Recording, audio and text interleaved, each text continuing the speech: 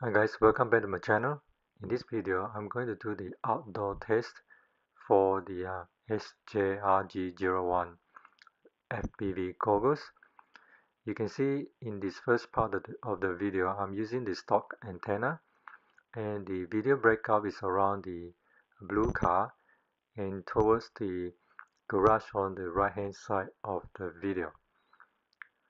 So in terms of flying, these goggles is quite good, except that as you can see in my earlier video, you are going to look through like a wire mesh for the video, but it's still very clear as long as you get used to it. But the only problem is that you can't see obstacles very well.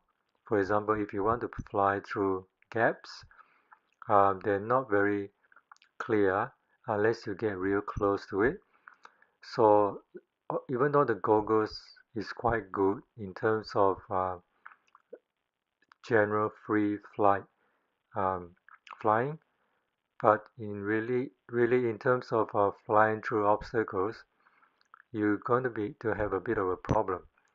But then this goggles is not for advanced pilot. It's more for beginners or people who are just starting out and who just want to have a test of what video goggles are like. And this is really a very entry level type of goggles. It's much better than the box goggles because of its small form factor. But anyway, in part 2 of this video, you're going to see me using the circular and patch antenna that I got from the Yixin VR D2 goggles. The video breakup is around the same distance at the slightly over the blue car and towards the right hand side garage of house.